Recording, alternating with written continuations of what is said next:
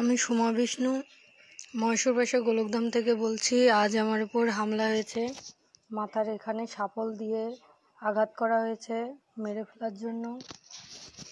আব্দুল সালাম জমি দখল করার জন্য আসে, তাকে বাধা দিলে বারণ করলে সে হাতে শাপল দিয়ে আমার মাথায় আঘাত করে।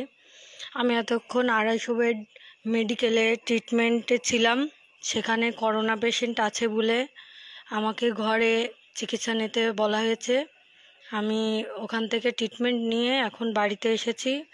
কিছুক্ষণ আগেও আমার এই জায়গাটা ফোলা ছিল, মেডিসিন পড়াতে এখন একটু ব্যথাটা কমেছে, যন্ত্রণাটা এখনও কমেনি।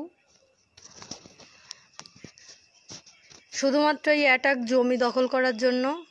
শুধুমাত্র আমরা সংখ্যালঘু বলে আমাদের উপর এভাবে প্রায় অ্যাটাক হয়। আমি যখন খুলনা 250 বেডে চিকিৎসাধীন ছিলাম, ঠিক তখনই আবার আমার বাড়ির উপর অ্যাটাক করা হয়। ভাড়া করা গুন্ডা আনা হয়, মোটরসাইকেল আসে, এসে হুমকি ধুমকি দিয়ে যায় বাড়িতে। আমি থানায় অভিযোগ দায়ের করেছি। আমার আইনের প্রতি শ্রদ্ধা আছে, আমি আইনের প্রতি শ্রদ্ধা জানিয়ে এখন অপেক্ষা করব বাদবাকি পদক্ষেপ যা নেওয়ার দৌলতপুর থানা পুলিশই নেবে। ঘটনাস্থল থেকে পুলিশ একটা দা এবং আমাকে যেই শাপলটি দিয়ে আমার মাথায় আঘাত করা হয় সেই শাপলটি পুলিশ নিয়ে যায়। বড় কপাল, সেই জন্য এখনও আমি বেঁচে আছি, এখনও কথা বলতে পারছি। আমি হাত দিয়ে আরেকটা বাড়ি হাত দিয়ে ঠেকাই, এই যে আমার হাত এখনও ফুলে আছে। চেঁচামেচি হলে লোকজন যখন জড়ো হয়ে যায় তখন আব্দুল সালাম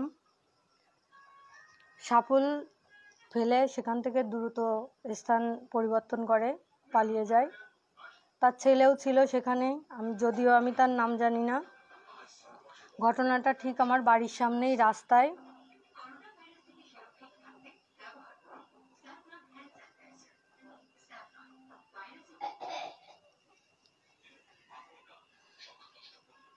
শুধুমাত্র এই যে আমি এত বড় একটা বাড়ি খাওয়ার পরেও আমি এখনও বেঁচে আছি। আমার মাথা ফেটে যাওয়ার কথা, আমি এখনও কথা বলতে পারছি।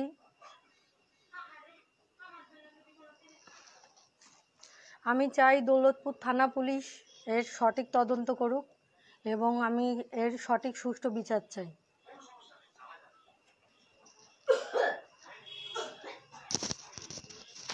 কথা মুখে মুখেও কথা বলা যায়, তার মানে এই না যে হাতে যা আসে তাই দিয়ে আমার তাকে বাড়ি দিতে হবে।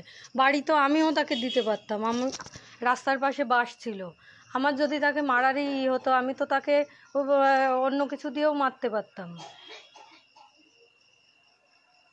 ঘটনাস্থলে আমার ভাই ছিল, আমার ভাই আমাকে একটা বাড়ি দেওয়ার পর আমার ভাই শাপলটা ধরে বসে। আমার ভাইয়েরও হাত কেটে গেছে, বেশ কিছু জায়গায় কাটা গেছে। কত বড় সাহস! মেরে মার্ডার করার উদ্দেশ্যে তো মেরেছেই, তারপর আবার যখন আমি খুলনা 250 বেডে চিকিৎসাধীন আছি তখন আবার লোকজন এনে মোটরসাইকেল, 2-3টে মোটরসাইকেল এনে মানে মোস্তানের মতন টহল দিয়ে গেছে। ভাবা যায় এখনও এই করোনার মধ্যে মানুষ নিজেই বাঁচে না, সেখানে জমি দখল করবে, আমাকে সরায় ফেললে পুরো সম্পত্তির মালিক হয়ে যাবে। এত সস্তা দেশে আইন আদালত বলে কিছু নেই যে জমি জোর করে দখল করলেই হয়ে যাবে। শুধুমাত্র কি আমরা সংখ্যালঘু বলে আমাদের উপর একটার পর একটা এরকম অ্যাটাক হবে?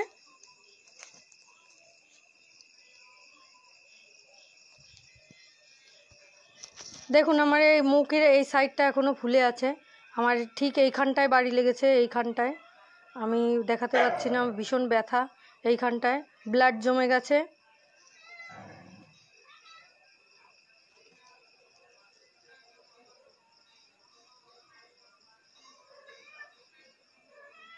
এতক্ষণ তো আমি কথা বলার পরিস্থিতিতেই ছিলাম না। আমি কিছুক্ষণ আগে হলো হসপিটাল থেকে থানা হয়ে তারপর বাড়িতে এসে ফ্রেশ হয়ে তারপর লাইভে আসলাম যে এই ঘটনাটা আপনাদের জানা উচিত, প্রত্যেকের জানা উচিত যে এইভাবে প্রতিনিয়ত কোনো না কোনো জায়গায় কেউ না কেউ নির্যাতিত হচ্ছেই, কেউ না কেউ কোথাও না কোথাও নির্যাতিত হচ্ছেই, তাদের সবার সাহস হয় না। আমারও সাহস ছিল না, আমাকে একজন বলল যে তুমি লাইভ করো। আমি ধন্যবাদ জানাই আমার সেই দাদাকে যে আমাকে লাইভ করার বুদ্ধি দিয়েছে, কারণ সুষ্ঠু বিচার আদৌ আমি পাবো কিনা জানি না। তবু আমার আইনের প্রতি শ্রদ্ধা আছে, আমি আইনকে সম্মান করে আইনের পথেই চলার জন্য আমি আইনের ভরসা করেই থাকলাম, দেখি কি হয়। কাউকে মেরে ফেললেই যদি সম্পত্তি পাওয়া যেত তাহলে পৃথিবীতে কোনো মানুষ থাকতো না। যার সম্পত্তির দরকার হতো তারে মেরে দিয়ে তার সম্পত্তি সে মালিক হয়ে যেত।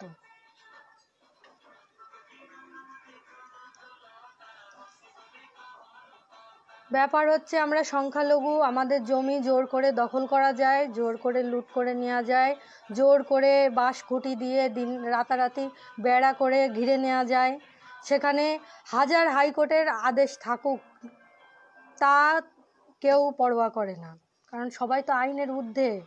আব্দুল সালাম, ভূমিদস্যু, তারা তো আইনের ঊর্ধ্বে। আইন তাদের কথা শুনে চলবে, তারা আইনের কথা শুনে চলবে কেন? হাইকোর্ট থেকে যেখানে স্থিতিশীলতার অর্ডার আছে সেখানে আব্দুল সালাম কিভাবে জায়গা দখল করতে আসে? তাও আবার এই বর্তমান দেশের কন্ডিশন, এই করোনা।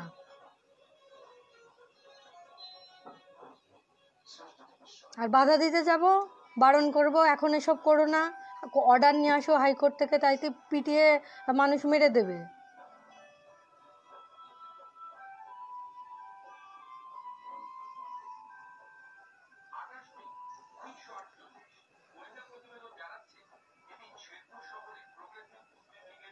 আমার এতক্ষণ মাথা খুব যন্ত্রণা করছিল, কানের উপর থেকে চোখ মুখ দিয়ে আমার হয়েছে, ফুলে উঠেছে।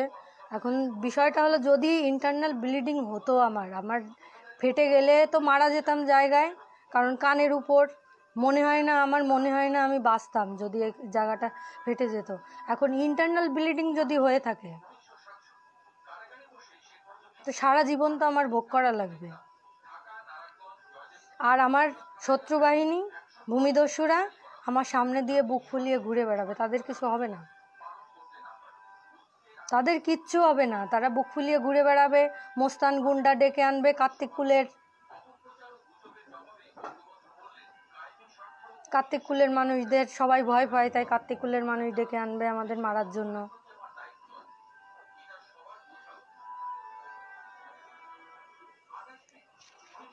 দেখি আমি দৌলতপুর থানা কি পদক্ষেপ নেই আমার প্রতি অন্যায় হওয়াতে।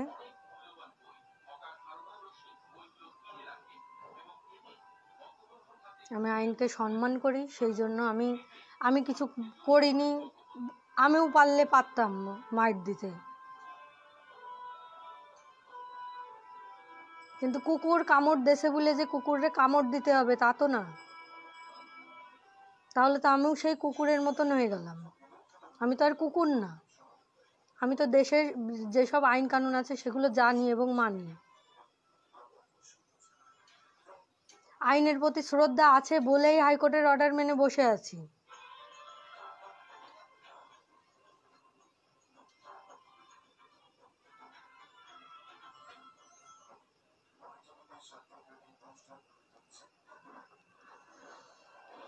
দোয়া করবেন সবাই আমার জন্য, আশীর্বাদ করবেন যাতে আমি তাড়াতাড়ি সুস্থ হয়ে যাই, এবং আমি দৌলতপুর থানায় যেভাবে অভিযোগ করে আসছি সেই অভিযোগ যেন পুলিশ সঠিক তদন্ত করে, এবং আমার আসামি মানে আমাকে যে জমি দখল করতে এসে আমাকে শাপল দিয়ে মেরে ফেলার চেষ্টা করেছিল তাকে যেন সঠিক শাস্তি দিতে পারে, সেই জন্য সবাই আমার জন্য প্রার্থনা করবেন, আশীর্বাদ করবেন। ধন্যবাদ সবাইকে।